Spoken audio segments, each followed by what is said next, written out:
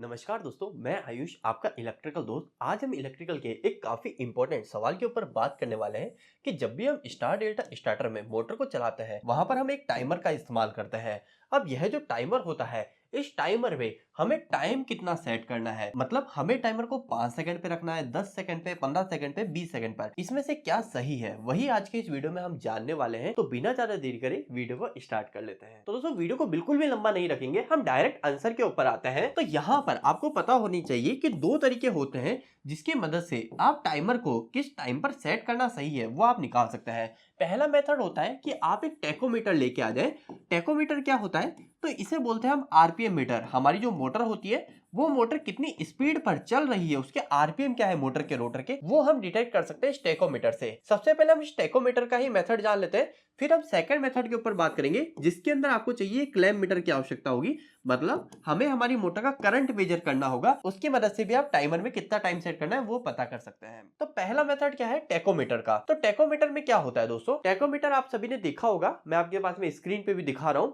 ये जो टेकोमीटर होता है इसकी मदद से हम क्या कर सकते हैं, हमारी जो भी इक्विपमेंट है जो हमारा रोटेशन कर रहा है, जैसे हमारी मोटर हो गई, हमारी जो मोटर है वो 1 मिनट में कितनी बार रोटेट हो रही है, मतलब मोटर का जो रोटर है वो 1 मिनट में कितने चक्कर लगा रहा है, वो हम उससे आराम से मेजर कर सकते हैं। तो दोस्तों, आपको क्या मेजर करना है? आपको यही मेजर करना है, उस टेकोमीटर से इस मोटर के आरपीएम मेजर करने हैं। जब हम हमारी मोटर को स्टार्ट करते हैं तो मोटर तो बिल्कुल बंद अवस्था में, मतलब 1 मिनट में 0 चक्कर लगा रही है। लेकिन अगर आप इस मोटर की नेम प्लेट पे जाओगे तो हर मोटर का एक आरपीएम वैल्यू होती है। जैसे कुछ मोटर आती है 3000 आरपीएम की, कुछ मोटर आती है 1400-1500 आरपीएम की। तो हर मोटर का एक आरपीएम होता है। तो आपको देखना है कि आपकी जो मोटर है, जिस मोटर को आप स्टार डेल्टा स्टार्टर से चला रहे हो, वह अपने एक्चुअल जो उसके आरपीएम है, जो उसके रेटेड आरपीएम है, उसमें पहुंचने में कितना समय ले रही है। तो आप इसको कैसे चेक करोगे? तो सिंपल सा है, टेकोमीटर क्या होता है, उसके ऊपर से एक लाइट निकलती है, लेजर लाइट निकलती है। तो उस लाइट को आपको इस मोटर के रोटर पे लगा देना है और उसके बाद में क्या करना है, आपको आपके पास में घड़ी ले लेनी है और उस घड़ी में आपको टाइम नोट करना है।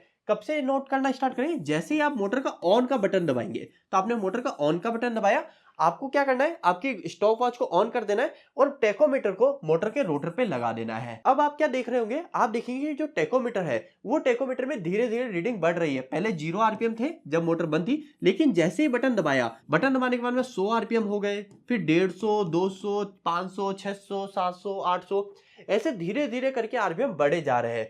अब एक समय के बाद में क्या होगा, आपके मोटर के जितने भी आरपीएम है उसके ऊपर मोटर जाके रुक जाएगी। जैसे कि अगर आपकी मोटर 1400 आरपीएम के, तो 1400 आरपीएम के आसपास आके मोटर के आरपीएम बढ़ना रुक जाएंगे। और जैसे ही आरपीएम बढ़ना रुक गए, आपको उसी टाइम को देख लेना है और उस टाइम पर आपको आपका जो टाइमर आपने चला रखा था उसे बंद कर देना है। तो जो भी आपका टाइम आया, जैसे 10 सेकंड, 12 सेकंड आए, तो आपको उसी टाइम के अनुसार ही आपके टाइमर को सेट कर लेना है। जैसे कि अगर किसी मोटर को रेटेड आरपीएम पर पहुंचने में 12 सेकंड का समय लगा, तो आप टाइमर में क्या करेंगे, 10-12 सेकंड के आसपास का टाइम सेट कर देंगे। तो दोस्तों, यह है हमारा पहला मेथड जिसकी मदद से आप टाइमर के टाइम सेट कर सकते हैं। सेकंड मेथड की बात करें तो वो भी काफी ज्यादा सिंपल सा है। आपको क्या चाहिए? एक क्लैम्प मीटर चाहिए। क्लैम्प मीटर क्या? जिसकी मदद से आप आपके मोटर के करंट मेजर कर सकते हैं कि मोटर कितने करंट ले रही है, उसका एम्पियर मेजर कर सकते हैं। तो इस केस में आपको क्या करना है, काफी सिंपल है।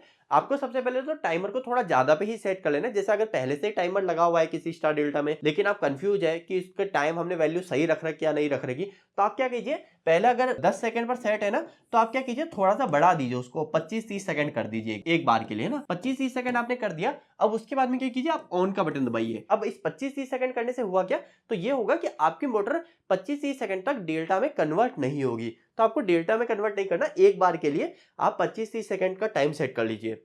आपने ये किया, इसके बाद में क्या करा, आपने आपकी मोटर का ऑन का बटन दबाया। ऑन का बटन दबाने के साथ साथ आप क्या करेंगे, वही सेम चीज आपका एक तो स्टॉप वॉच में आपकी कोई भी कहीं पर टाइम को स्टार्ट कर देंगे, मोबाइल में कहीं पर भी आपने टाइम स्टार्ट कर लिया, ठीक है। और साथ ही साथ में आपको क्या करना है, आपको आपकी मोटर का एम्पियर मेजर करना है। अभी आपकी मोटर स्टार में चल रही है, राइट, लेकिन जब आपने आपकी मोटर को स्टार में चलाया, आप किसी में मेजर कर सकते हैं, किसी भी एक फेस में, रेड में, येलो में, ब्लू में, किसी भी एक फेस में करंट को मेजर कर सकते हैं। आपको क्या करना है, जैसे रेड फेस हमारी मोटर के पास में जा रहा है ना, वहां पर एमसीबी से या कॉन्टेक्ट से कहीं से भी मेजर कर लीजिए। और क्लैम्प मीटर में मैं देख रहा हूं, जैसे मैंने मोटर को ऑन किया, जो मोटर मेरी 10 एम्पियर करंट लेती है वो अभी 10 की बजाय 25 एम्पियर, 30 एम्पियर करंट ले रही होगी। अब ये कुछ सेकंड तक मोटर ज्यादा करंट लेती रहती है, ठीक है, ये मोटर ज्यादा करंट लेती रहेगी। हमें नहीं देखना कि वो मोटर कितना ज्यादा करंट ले रही है, उससे मतलब नहीं है।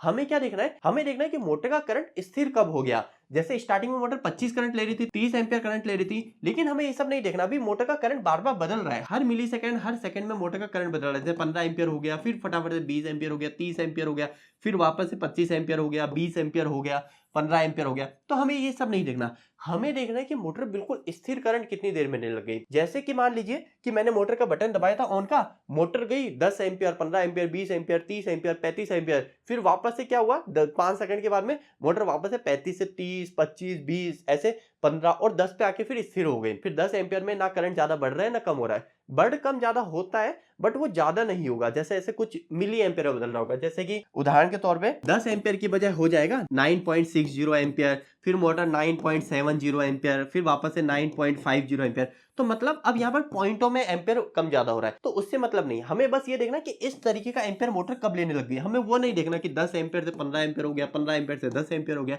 हमें इस नॉमिनल करंट का इंतजार करना है और कितनी देर के बाद में यह हमारा मोटर का जो करंट है वो बिल्कुल स्थिर हो गया, उसी टाइम को ही आपको स्टॉप कर लेना है। और कितना टाइम लगा मोटर के एक नॉर्मल करंट में आने में, वही टाइम आपको आपके टाइमर पे सेट कर देना है। जैसे कि अगर आपकी किसी मोटर ने 14-15 सेकंड लिए अपने एक नॉर्मल करंट में आने में, तो आप क्या करेंगे, सिंपल से 14-15 सेकंड पर आपके टाइमर को इसको सेट कर देंगे। तो दोस्तों उम्मीद करता हूँ ये छोटा सा वीडियो आपको काफी ज्यादा पसंद आया होगा और आपको आपके इलेक्ट्रिकल जर्नी में काफी ज्यादा मदद करेगा। ऐसे ही और भी प्रैक्टिकल नॉलेज के लिए आप हमारे चैनल को सब्सक्राइब कर सकते हैं। आपको आज का ये वीडियो कैसा लगा प्लीज हमें लाइक करके जरूर बताइएगा। इसी तरीके और भी इलेक्ट्रिकल के प्रैक्टिकल नॉलेज के लिए आप हमारे चैनल को सब्सक्राइब कर सकते हैं। आज के लिए इतना ही, मिलते हैं अगली वीडियो में, तब तक के लिए धन्यवाद।